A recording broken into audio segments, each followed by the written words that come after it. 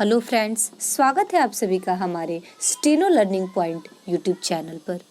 आज का dictation 100 word पर मिनट पे होगा और ऐसे ही आपको डेली एडिटोरियल का लिखने के लिए आप हमारे चैनल को सब्सक्राइब कर लीजिए, बेल आइकन को दबा लीजिए।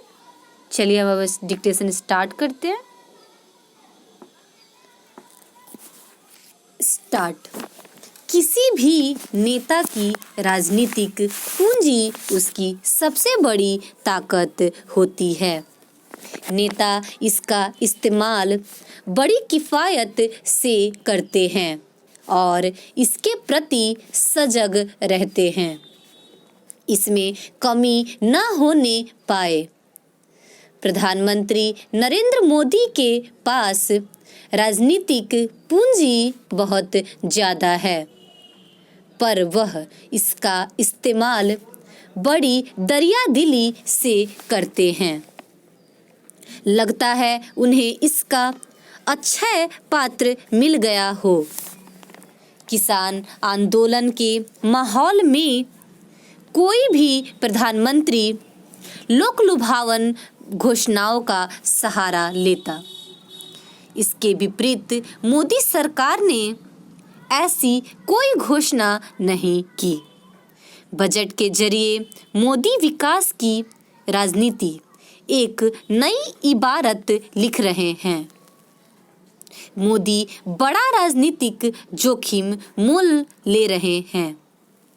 वह एक के बाद एक नए आर्थिक सुधार के ऐसे कदम उठा रहे हैं जो राजनीतिक घाटे का सौदा बन सकते हैं। इन कदमों का महत्व इसलिए और बढ़ जाता है कि ये विपरीत परिस्थितियों में उठाए जा रहे खराब परिस्थितियां केवल राजनीतिक नहीं हैं, बल्कि कोरोना के कारण भी हैं। मोदी के राजनीतिक विरोधियों के दो वर्ग हैं। एक दाएं बाएं देखकर विरोध करता है, दूसरा लगातार विरोध में लगा रहता है। मोदी का विरोध बाहर ही नहीं, घर में भी है। संघ परिवार के विभिन्न अनुषंगिक संगठनों में से कोई एक समय समय पर विरोध की आवाज बुलंद करता ही रहता है। किसानों के नाम पर चल रहा आंदोलन पहले अहिंसक से हिंसक हुआ और फिर गैर राजनीतिक से राजनीतिक। विरोध के इस वातावरण में किसी भी सरकार के हाथ पांव फूल सकते हैं।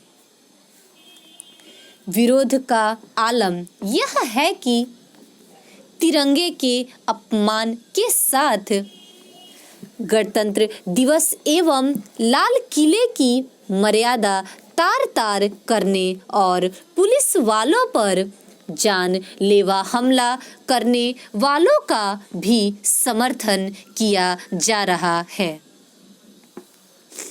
आपने इससे पहले देश में कोई ऐसा आंदोलन देखा है जिसमें 400 पुलिस वाले घायल हो जाएं, उन पर लाठी डंडे लोहे के रॉड से ही नहीं तलवार से भी हमला हो और ऐसा करने वाले सीना तान कर घूम रहे हों, जैसे पीड़ित ही दोषी हो।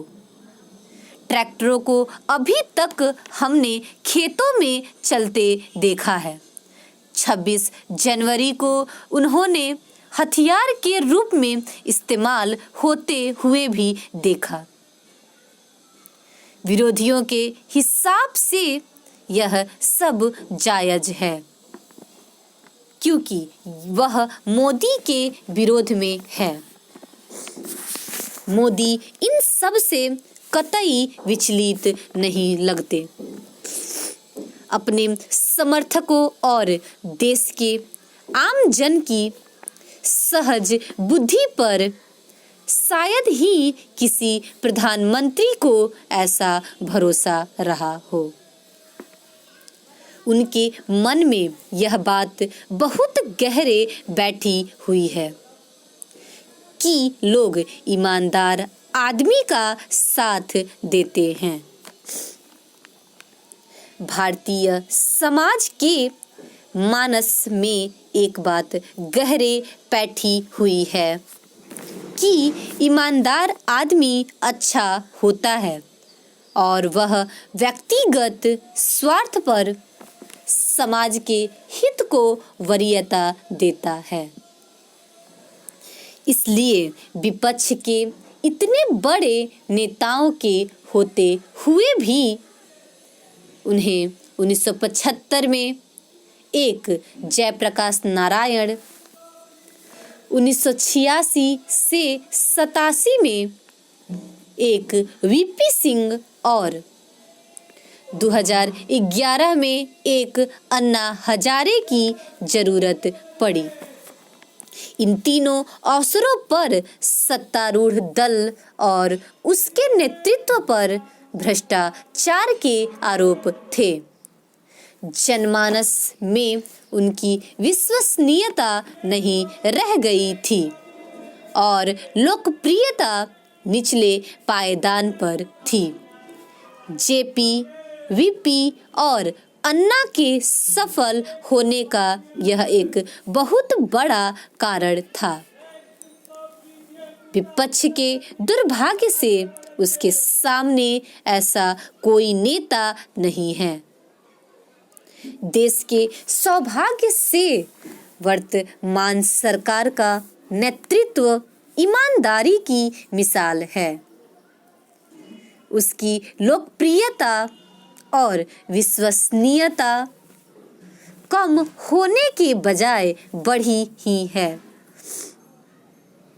मोदी से पहले केवल नेहरू ही ऐसे प्रधानमंत्री थे जो सत्ता में आने के बाद भी विश्वसनीय और लोकप्रिय बने रहे।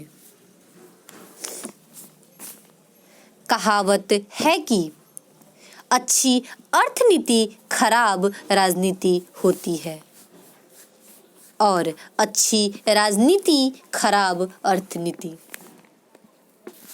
मतलब यह कि दोनों को एक साथ नहीं साध सकते, पर ऐसा लगता है कि मोदी एकै साधे सब सधे सब साधे सब जाए की नीति में विश्वास करते हैं।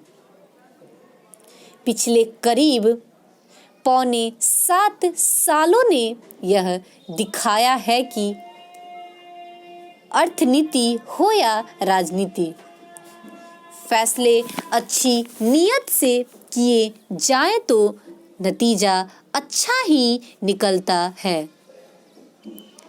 जब जब संकट की घड़ी आई, मोदी ने देश के लोगों पर भरोसा किया और देशवासियों ने मोदी पर।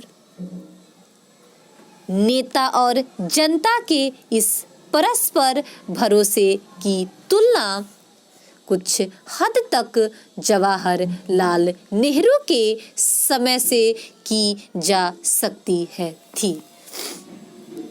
तब कांग्रेस के लोग मानकर चलते थे कि नेहरू जो कहेंगे देश उसी को सच मानेगा। लोग मानकर बैठे हैं कि दर्द कितना भी बड़ा हो, उसका दवा मोदी के पास है।